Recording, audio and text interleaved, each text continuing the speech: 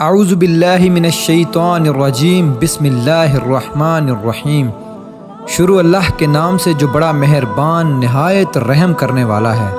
قرب قیامت کا ایک ایسا فتنہ جس کا خوف اور دبدبہ ہر زمانے میں پایا جاتا تھا۔ اس فتنے کا ذکر اگر صحابہ کرام کی مجلس میں ہو جاتا تو صحابہ زاروں قطار رونا شروع کر دیتے اور اس فتنے سے اللہ پاک کی پناہ مانگتے۔ دوستو، آج کی اس ویڈیو میں بات کروں گا اس کائنات کے سب سے بڑے فتنے کی، یعنی دجال کی۔ یہ دجال کون ہے اور دجال حقیقت میں کس شخصیت کا نام ہے؟ دجال کی پیدائش کب اور کیسے ہوئی اور دجال کے ماں باپ کون ہیں؟ اور کیا حضور پاک صلی اللہ علیہ وآلہ وسلم کے زمانے میں بھی دجال موجود تھا؟ دجال اس وقت کہاں ہے اور دجال اس دنیا میں کب ظاہر ہوگا؟ دوستو، ان سارے سوالوں کے جواب آج کی اس ویڈیو میں آپ کو قرآن و حدیث کی روشنی میں بتاؤں گا، لہٰذا آپ سے درخواست ہے کہ میری اس ویڈیو کو پورا اینڈ تک ضرور دیکھیے گا۔ دوستو، نبی پاک صلی اللہ علیہ وآلہ وسلم نے ارشاد فرمایا کہ قیامت اس وقت تک قائم نہیں ہوگی جب تک کہ دجال اس دنیا میں ظاہر نہ ہو جائے۔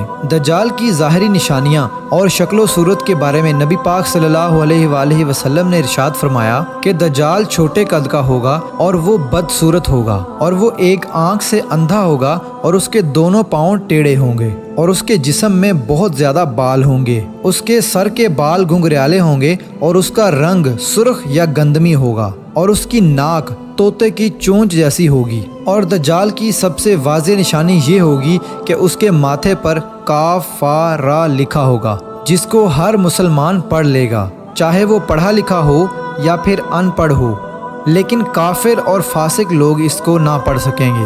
دوستو، دجال جب اس دنیا میں ظاہر ہوگا تو لوگوں کے سامنے وہ پرہیزگار بن کر رہے گا تاکہ لوگ زیادہ سے زیادہ اس کی پیروی کریں، لیکن اندر سے وہ کافروں کی طرح ظالم ہوگا۔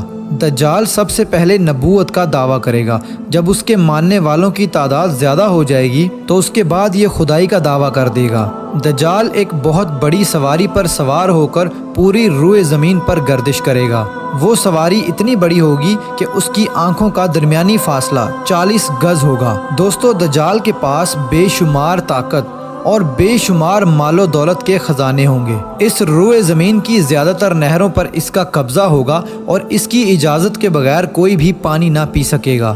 یہ لوگوں کو گمراہ کرنے کے لیے طرح طرح کی شودہ بازیاں دکھائے گا۔ یہ آسمان کو حکم دے گا تو وہ بارش برسائے گا، یہ زمین کو حکم دے گا تو وہ سبزہ اگائے گی۔ اس وقت دجال اپنے آپ کو خدا کہے گا۔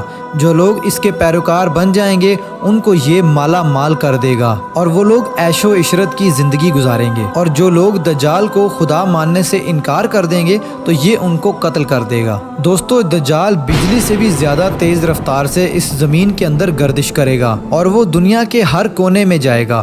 اس وقت دنیا کے تمام کافر اور اسرائیلی لوگ اس کی حمایت کریں گے اور اس کی جماعت کے ساتھ شامل ہو جائیں گے، لیکن جو سچا مسلمان ہوگا وہ اس کو پہچان لے گا اور اس کو ماننے سے انکار کر دے گا۔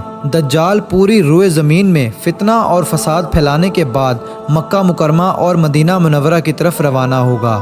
جب یہ مکہ میں داخل ہونے کی کوشش کرے گا تو اس کو مکہ میں داخل ہونے سے روک دیا جائے گا اور آخرکار مکہ سے ذلیل و خوار ہو کر مدینہ منورہ کی طرف جائے گا۔ اس وقت مدینہ منورہ کے 7 دروازے ہوں گے اور ہر دروازے پر اللہ تبارک و تعالیٰ کی طرف سے ایک نگہبان فرشتہ مقرر ہوگا جو اس کو مدینہ منورہ میں داخل ہونے نہیں دے گا۔ اس وقت دجال مکہ اور مدینہ کے باہر کھڑے ہو کر ایک خوفناک چیخ مارے گا۔ اس وقت مکہ اور مدینہ کے اندر جو بھی لوگ منافقین ہوں گے وہ اس کی آواز سن کر باہر نکل آئیں گے اور دجال کے گروہ میں شامل ہو جائیں گے۔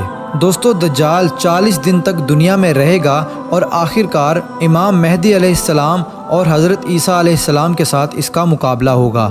اس وقت دجال کا لشکر دنیاوی اعتبار سے مسلمانوں سے زیادہ مضبوط اور زیادہ طاقتور ہوگا۔ اس وقت مسلمانوں اور دجالی گروہ کے درمیان ایک بہت بڑی جنگ ہوگی۔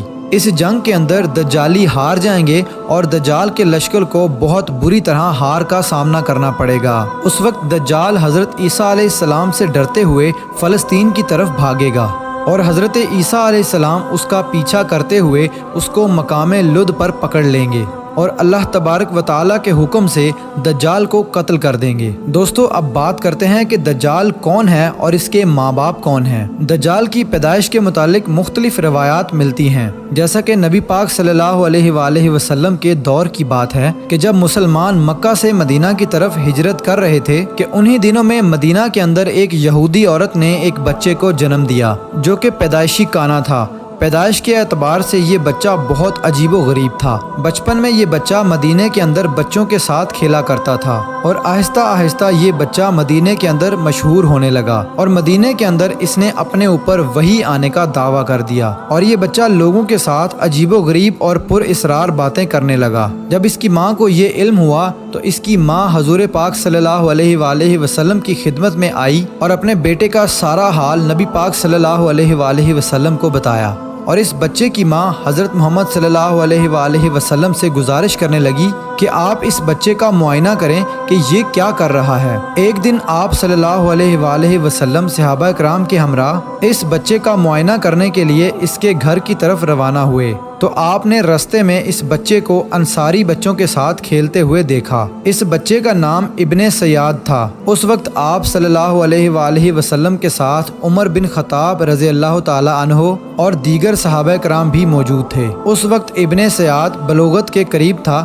لیکن جوان نہیں ہوا تھا۔ آپ صلی اللہ علیہ وآلہ وسلم اس کے قریب گئے لیکن اس کو پتہ نہ چلا تو آپ صلی اللہ علیہ وآلہ وسلم نے اس کی کمر پر ایک ضرب لگائی اور ابن سیاد سے فرمایا کہ کیا تم گواہی دیتے ہو کہ میں اللہ کا رسول ہوں؟ تو ابن سیاد نے آپ صلی اللہ علیہ وآلہ وسلم کی طرف دیکھا اور کہا کہ میں گواہی دیتا ہوں کہ آپ اللہ کے رسول ہیں۔ پھر ابن سیاد نے آپ صلی اللہ علیہ وآلہ وسلم سے کہا کہ کیا آپ گواہی دیتے ہیں کہ میں اللہ کا رسول ہوں؟ تو آپ صلی اللہ علیہ وآلہ وسلم نے ابن سیاد کو چھوڑ دیا اور فرمایا کہ میں اللہ اور اس کے رسولوں پر ایمان لایا۔ اس کے بعد آپ صلی اللہ علیہ وآلہ وسلم نے ابن سیاد سے پوچھا کہ تو کیا دیکھتا ہے؟ تو ابن سیاد نے کہا کہ میں سمندر پر عرش دیکھتا ہوں۔ تو اس وقت آپ صلی اللہ علیہ وآلہ وسلم نے ارشاد فرمایا کہ وہ ابلیس کی چال ہے۔ تو اس وقت ابن سیاد نے حضرت محمد صلی اللہ علیہ وآلہ وسلم کو بتایا کہ میرے پاس سچی اور جھوٹی خبریں آتی ہیں۔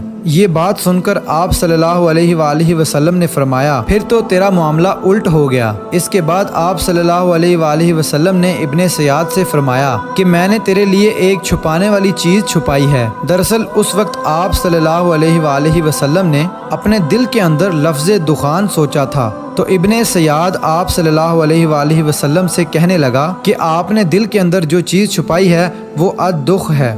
تو اس پر آپ صلی اللہ علیہ وآلہ وسلم نے ارشاد فرمایا کہ ذلیل ہو جا، تیری قدرت بڑھ نہیں سکتی۔ اس وقت حضرت عمر رضی اللہ تعالی عنہ نے فرمایا کہ اگر آپ مجھے اجازت دیں تو میں اس کی گردن اڑا دوں۔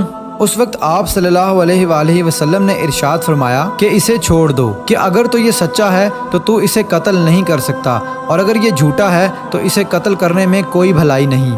دوستو مدینے کے لوگ ابن سیاد کے بارے میں کہا کرتے تھے کہ بعض شیاطین اس کے پاس آتے تھے جو اسے عرش الہی کی خبریں دیا کرتے تھے، جبکہ آپ صلی اللہ علیہ وآلہ وسلم نے ابن سیاد کے بارے میں سکونت اختیار کی ہے، کیونکہ آپ صلی اللہ علیہ وآلہ وسلم کی طرف یہ وحی نہیں کی گئی کہ ابن سیاد کی حقیقت کیا ہے، جبکہ بعض لوگ ابن سیاد کو ہی دجال مانتے ہیں اور چند صحابہ کرام کا خیال بھی یہی تھا۔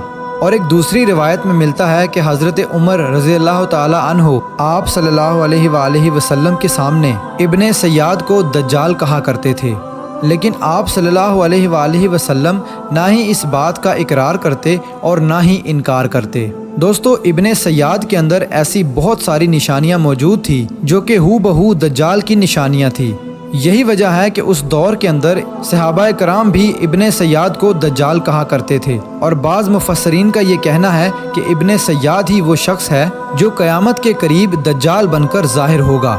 حضرت ابو سعید خدری رضی اللہ تعالی عنہ بیان کرتے ہیں کہ ابن سیاد مجھ سے کہنے لگا کہ میں دجال کے ماں باپ کو بھی جانتا ہوں اور دجال کو بھی جانتا ہوں۔ تو اس وقت حضرت ابو سعید خدری رضی اللہ تعالی عنہ نے ابن سیاد سے کہا کہ کیا تو اس بات کو پسند کرتا ہے کہ تو ہی دجال ہو؟ تو اس وقت ابن سیاد نے کہا کہ اگر مجھے دجال بنایا گیا تو میں اس بات کو ناپسند نہیں کروں گا کہ میں دجال بنوں، یعنی کہ میں دجال بننا پسند کروں گا۔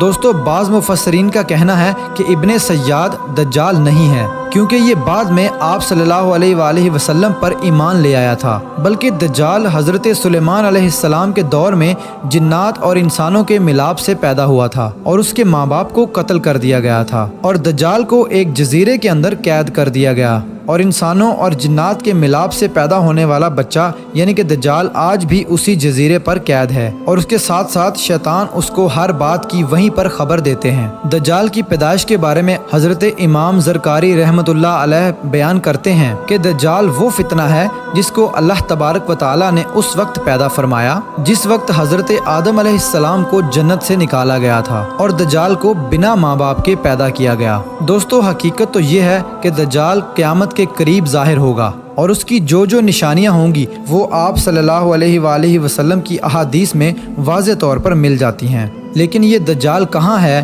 اور یہ کہاں سے آیا، اور یہ کیسے پیدا ہوا، اور اس کے ماں باپ حقیقی طور پر کون ہیں، اس کے بارے میں کسی کو کوئی علم نہیں ہے۔ اس کا علم صرف اللہ تبارک و تعالیٰ کی ذات کے پاس ہے۔